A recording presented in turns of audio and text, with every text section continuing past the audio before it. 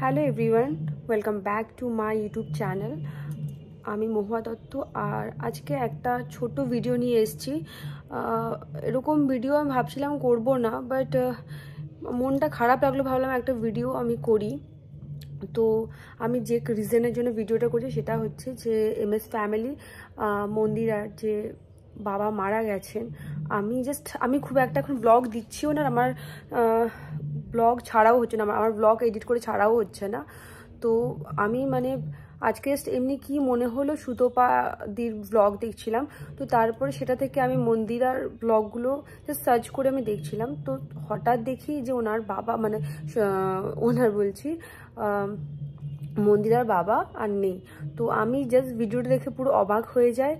আর কারণ একটা টাইমে যখন আমি রেগুলার ব্লগ ছাড়তাম, যখন প্রায় 1 বছর আগে, এখন ব্লগ দিই কিন্তু খুব একটা তো আমার দেওয়া হয় না, কিন্তু আগে যখন রেগুলার দিতাম তো তখন যেরকম আমি নিজের রেগুলার ব্লগ দিতাম, অন্যদের ব্লগও দেখতাম। তার মধ্যে একজনের ব্লগ আমি দেখতাম, সেটা হচ্ছে মন্দিরের ব্লগ আমি মাঝে মাঝে দেখতাম, আর মন্দিরের বাবার ব্লগও আমি মাঝে মাঝে দেখতাম। তো কাকুর ক্যান্সার হয়েছিল অনেক বছর আগে, তো সেটার স্টোরি আমরা মন্দিরের মুখে শুনেছিলাম। স্পেশালি যখন আমি শুনেছিলাম তখন আমি আমার নিজের দিক থেকে ভেবেছিলাম, কারণ তোমরা আমার আগের ব্লগেও দেখেছো যে আমার বাবা কিন্তু সেম ক্যান্সারে মারা গেছে না, সেটা নিয়ে আমি অনেক কান্নাকাটিও করেছি। বাট অনেক পরে, আমার বাবা যখন মারা যায় তার অনেক মাস পরে আমি ব্লগ শুরু করি, তখনও কিন্তু আমার কাছে ব্যাপারটা ছিল না যে জাস্ট এই হয়েছে, জাস্ট আমার বাবা 2 দিন আগে মারা গেছে এরকম ফিল হতো, কিছু মাস পরেও ওই জিনিসটা ফিল হতো। তারপর তো যাই হোক, তো ইউটিউবে এসে আমি নিজের ততদিন আমি ইউটিউব করবো ভাবিনি, কিন্তু আমার মনে হলো বাবা চলে যাওয়ার পর যে এত কষ্ট হচ্ছিল, কি করে কষ্টটা কমাবো। তো তখন আমি ডিসাইড করেছিলাম যে আমি ইউটিউবে ব্লগ করি, সবার সাথে শেয়ার করি, সবার সাথে কথা বলি। আই হোপ আমার বাবাকে হারানোর কষ্টটা আমার কম হবে। তো সেই টাইমে সত্যি ব্লগ করে আমার বাবা হারানোর কষ্টটা শেয়ার করে অনেকটা কমে গিয়েছিল। আমি একটা ইউটিউবের জগতে চলে এসেছিলাম, ইউটিউবে ব্লগ করে আমি অনেক অনেক মানুষের সঙ্গে কানেক্ট করতে পেরেছিলাম, অনেকে কাহানি শুনেছিলাম, অনেকে পাশে থেকেছিলাম, অনেকে আমার পাশে ছিল, তো অনেক কিছু ব্যাপার ছিল। তো যাই হোক, তো ওই স্টেজ দিয়ে আমি গেছি, আর ওই স্টেজটার কথা আমি বারবার মনে করতেও চাই না, কারণ একটা ক্যান্সার পেশেন্টের কষ্ট এতটাই, সেটা যাদের হয়ে থাকে ফ্যামিলিতে বা যার হচ্ছে সেই বোঝে, আর যাদের হয় তার তো কষ্ট, আর তার ফ্যামিলি মেম্বার তো আরও কষ্ট। তো যাই হোক, তো অনেক আগে আমি শুনেছিলাম, মন্দিরে যখন ব্লগ দেখতাম তো কাকুর ক্যান্সার হয়েছিল, তখন আমি অনেক কমেন্টও করেছিলাম যে হ্যাঁ আমার বাবাও ক্যান্সারে মারা গেছেন অনেক মাস হলো, যখন ব্লগিং স্টার্ট করেছিলাম। তারপর ব্লগিং চ্যানেল খোলেন, তো কাকুকেও আমি কমেন্ট করেছিলাম যে আপনাকে দেখলে আমার বাবার কথা মনে পড়ে যায়, আর হ্যাঁ আমার বাবাও ক্যান্সারে কিন্তু মারা গেছেন, আমি এটাও লিখেছিলাম।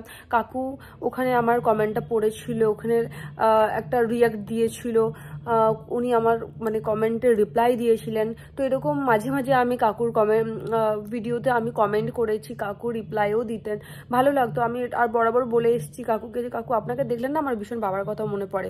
তো এরকম দেখার পর আমার যেহেতু আমি একটা নিজের লাইফে পুরো ব্যস্ত হয়ে গেছিলাম, নিজের ব্লগ আমি খুব একটা দিতাম না, যার জন্য সেরকম ভিডিও দেখা হতো না। তারপর মন্দিরা ভিডিও মাঝে মাঝে দেখতাম, কিন্তু লাস্ট যে মন্দিরার একটা অনেক বড় ঘটনা ঘটেছিল, একজন সংসার প্রবলেম চলছিল, তারপর থেকে মন্দিরের ব্লগ দেখা আমি বন্ধ করে দিয়েছিলাম। সত্যি কথা, কোনো বাজে কোনোদিন ভিডিও নিয়ে করিও নি। আর কারণ প্রত্যেকের মানুষের কি পরিস্থিতিতে যাচ্ছে সেটা সেই মানুষটা বোঝে, তো আমি সেজন্য মন্দিরকে নিয়ে কোনোদিন ভিডিও করিনি। তো বাট যখন দেখলাম যে হ্যাঁ এরকম ব্যাপার, তখন আমি আর সেরকম কোনো ভিডিও করি না, কোনো কমেন্টও করি। তারপর এখন কি মনে হলো যে হঠাৎ কি মনে হলো, কালকেই ভাবছিলাম যে অ্যাকচুয়ালি যে ফেসবুকেও মন্দিরের ব্লগগুলো চলে আসে, তো আমি ভাবলাম মন্দিরে কি কেন ব্লগগুলো আসছে না ওর চ্যানেল। তো আমি আজকে সেজন্য সুতপার দির ব্লগ দেখে আমি তারপর মন্দিরের ব্লগটাতে গেলাম, চ্যানেলটাতে। তো ওপেন করেই যখন কাকুর এই মৃত্যুর সংবাদটা শুনলাম, জাস্ট এত খারাপ লাগছিল। আর বিশেষ করে এক একটা ব্লগ আমি দেখলাম, মানুষটা কীভাবে মারা গেছেন, লাস্ট মুহূর্তে উনি যে কী করেছেন, কীরকম হয়ে গেছিলো, আমার বাবার কথা পুরোপুরি মনে পড়েছিল। আমার বাবাও ঠিক এইভাবেই মানুষটা হয়ে গেছিলেন যে পুরো শুকনো কাঠের মতো খাটের তলায় লুকিয়ে পড়তো, কিছু খেতে চাইতো না, এরকম অবস্থা। তো আমি আমার বাবাকে ফেস করতে পারতাম না, আমি যদি ভিডিও কলও করতাম না, আমি আমার বাবাকে ফেস করতাম না, আমি অন্যদিকে তাকিয়ে কথা বলতাম, কারণ আমার বাবার দিকে তাকিয়ে কথা বলার সাহস ছিলই না। বাট এই কাকুর যখন ভিডিওগুলো দেখলাম আমার এত খারাপ লাগছিলো, আমার নিজের বাবাকে ভীষণভাবে মনে পড়ছিল। আর আর হচ্ছে আমার হাতটা কেমন কাঁপছে একটা, মানে এভাবে নিজের মনের কথাটা এক্সপ্রেস করছি। তো যাই হোক, মন্দিরা ভীষণ স্ট্রং সত্যি। ও নিজের বাবাকে, ও জানতো যে ওর বাবা বেশি দিন আর বাঁচবে না, তবু মানে এই ব্লগ করা, নিজেকে সামলে রাখা একটা স্ট্রং মানুষ ছাড়া পারে না। ভীষণ স্ট্রং মেয়েটা, যার জন্য আজকে ফেস করতে পারছে, সেই শক্তিটা রেখেছে। আর কি বলবো, কাকুর জন্য সত্যি মানে একটা খারাপ লাগছে যে উনি এরকম ব্লগ করতেন, মাঝে মাঝে দেখতাম ও মানুষটা আর নেই, চলে গেছেন। আর প্রত্যেক মেয়েদের কাছে বাবা হচ্ছে তার একটা ছত্র ছায়া।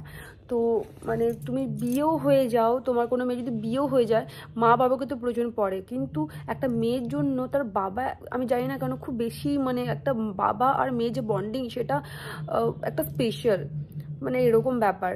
তো মাথার যখন এই ছত্র ছায়াটা চলে যায় না, তখন একটা মেয়ে কেমন যেন একটা মনে হয়, আমার মনে হয় যেন পুরো পৃথিবী থেকে একটা মানে হাত চলে যাওয়া। যে মানুষটার তোমার সুখে দুঃখে, যে মানুষটা কেউ থাকুক না থাকুক, তোমার বাবা অবশ্যই থাকবে, মা থাকে, কিন্তু বাবা, আগে বললাম বাবা মায়ের, বাবা আর মেয়ের একটা আলাদা একটা কানেকশন রয়েছে।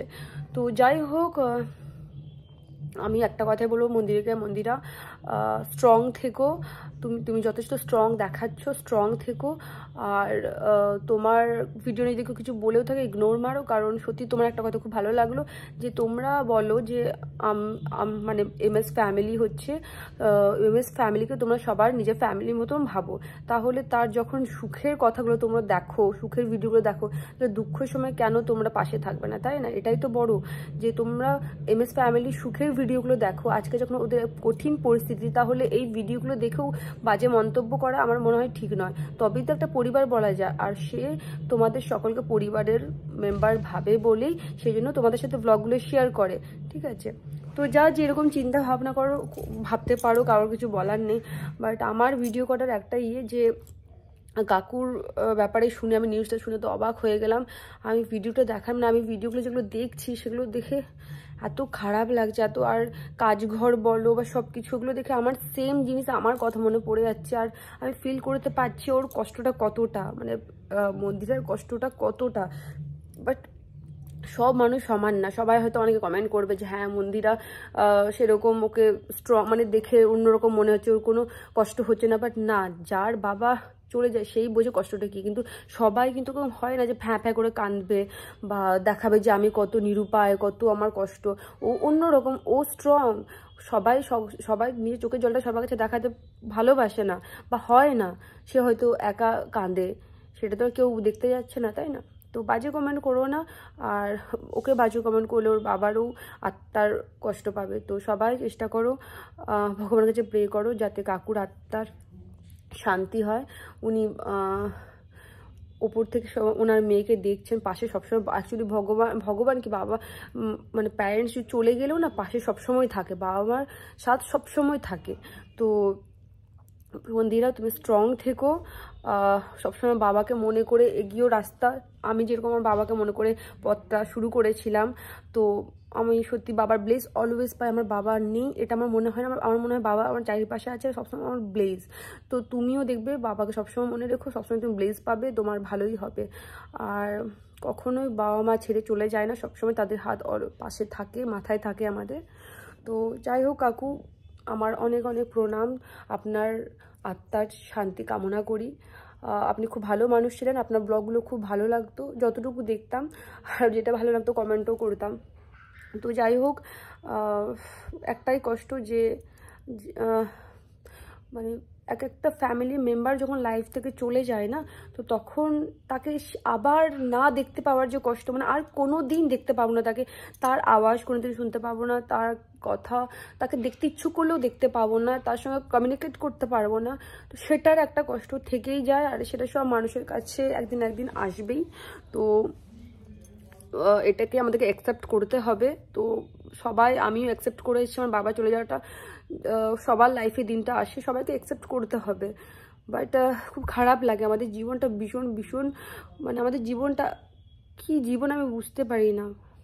এত এত কিছু আমাদের আশেপাশে, কিন্তু একটা টাইমে সবই চলে যাবে ভেবেও আমরা কিন্তু লাইফটাকে আমরা কাটিয়ে যায়, হাসি খুশি থাকি, বাট আলটিমেট শেষ পর্যন্ত কিছুই না, সবই জিরো। তো যাই হোক, সেই জন্য আমি মনে করি যতটুকু লাইফে আছো খুব এনজয় করো, হাসি খুশি এইভাবে লাইফটা কাটাও, আর যতটুকু পারো নিজের ফ্যামিলিকে টাইম দাও, এটাই হচ্ছে মেন, কারণ কেউ স্থায়ী নয়। তো চলো, ব্লগটা আমি আর ভিডিওটা আমি বেশি টানছি না।